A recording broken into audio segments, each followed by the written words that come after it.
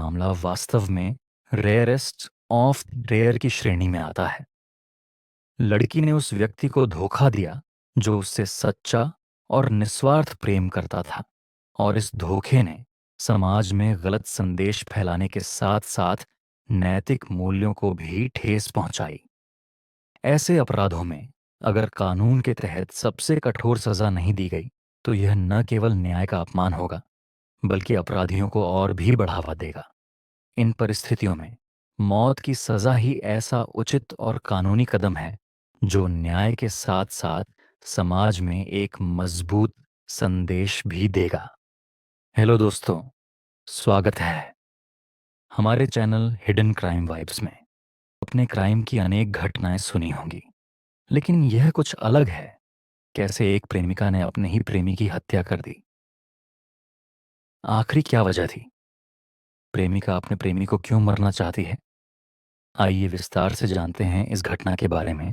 यह घटना केरल की भयावह और डरावनी घटना है। यह कहानी ग्रीष्मा और शारोन के बीच के उस रिश्ते की है जो प्यार, विश्वासघात और अंततः हत्या में तब्दील हो गया। यह मामला इस बात का जीता जागता उदाहरण है कि कैसे प्यार में अंधा इंसान गलत फैसले लेते हुए खतरनाक रास्तों पर चला जाता है। ग्रीष्मा तमिलनाडु की रहने वाली थी और मास्टर्स की छात्रा थी।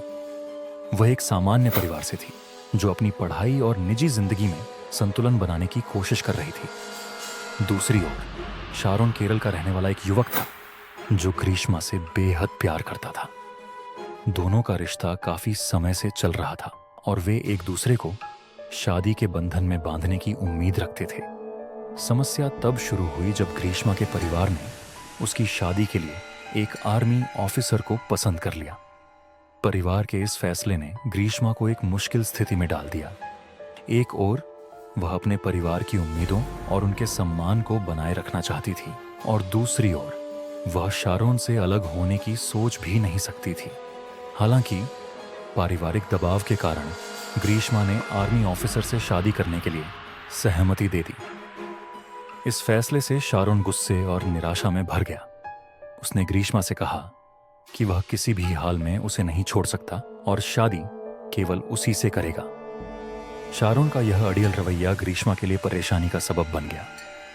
ग्रीष्मा ने महसूस किया कि अगर शारोन उसकी जिंदगी से बाहर नहीं जाएगा तो उसकी शादी और भविष्य दोनों खतरे में पड़ सकते हैं। यहीं से इस कहानी ने एक खतरनाक मोड़ लिया। ग्रीष्मा ने शारोन से छुटकारा पाने के लिए उसे मारने की योजना बनाई। उसने इंटरनेट पर सर्च करना शुरू कर दिया कि कौन से तरीके अपनाए जा सकते हैं जिससे किसी व्यक्ति को बिना शक के मारा जा सके। उसने जहर और दवाइयों के बारे में जानकारी जुटाई और अपनी योजना को अंजाम देने का फैसला किया। पहली बार ग्रीष्मा ने शारोन को पानी में दवाइयां मिलाकर दी, लेकिन शारोन को इसका कोई असर नहीं हुआ। ग्रीष्मा ने सोचा कि हो सकता है उसने सही मात्रा में दवाइयां न मिलाई हों। इसके बाद उसने जूस में दवाइयां मिलाकर देने की कोशिश की, लेकिन जब शारोन ने जूस का स्वाद कड़वा पाया तो उसने उसे पीने से इनकार कर दिया। उसे ऐसा महसूस हुआ कि इसमें कुछ मिला हुआ है। इन असफल प्रयासों के बाद ग्रीष्मा ने एक और योजना बनाई। उसने शारोन को अपने घर बुलाया और उसे जड़ी बूटियों के काढ़े के नाम पर एक पेय पिलाया। इस बार उसने कीटनाशक का इस्तेमाल किया जो बेहद घातक था। शारोन ने बिना कुछ सोचे समझे वह पेय पी लिया। इसे पीते ही उसकी तबीयत बिगड़ने लगी। उसे उल्टियां होने लगीं और उसका शरीर कमजोर पड़ने लगा। ग्रीष्मा ने शारोन को अस्पताल जाने से रोके रखा। उसने उसे यह दिलासा दिया कि यह बस एक सामान्य बीमार महसूस करने जैसा है और वह जल्द ही ठीक हो जाएगा। लेकिन शारोन की हालत लगातार बिगड़ती गई। जब वह बेहोश हो गया और उसकी स्थिति गंभीर हो गई, तब ग्रीष्मा ने उसे अस्पताल ले जाने का नाटक किया। शारोन को अस्पताल ले जाया गया, लेकिन तब तक बहुत देर हो चुकी थी। डॉक्टरों ने बताया कि उसकी मौत मल्टीपल ऑर्गन फेलियर के कारण हुई है। पुलिस ने इस मामले की जांच शुरू की और शारोन की मौत के पीछे के कारणों को जानने की कोशिश की।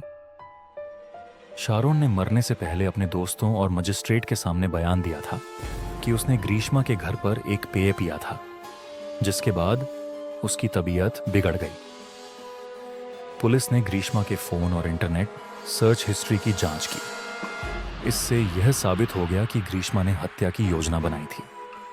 जांच के दौरान पुलिस को ग्रीष्मा के खिलाफ कई सबूत मिले। उसकी सर्च हिस्ट्री में यह पाया गया कि उसने कैसे किसी को बिना सबूत मारा जाए और तेज जहर के प्रकार जैसे सवाल सर्च किए थे। इसके अलावा घर से कीटनाशक की बोतल भी बरामद हुई, जो उसकी साजिश का मुख्य हिस्सा थी। गिरफ्तारी के बाद ग्रीष्मा ने अपना गुनाह कबूल कर लिया। उसने बताया कि उसने शारोन से छुटकारा पाने के लिए यह खतरनाक कदम उठाया था। हालांकि गिरफ्तारी के बाद उसने जेल में आत्महत्या करने की कोशिश की, लेकिन उसे समय रहते बचा लिया गया। इस मामले ने देश भर में चर्चा का विषय बना दिया। लोग ग्रीष्मा के इस अमानवीय कृत्य की निंदा करने लगे। अदालत ने इस मामले को गंभीरता से लिया और ग्रीष्मा को मौत की सजा सुनाई।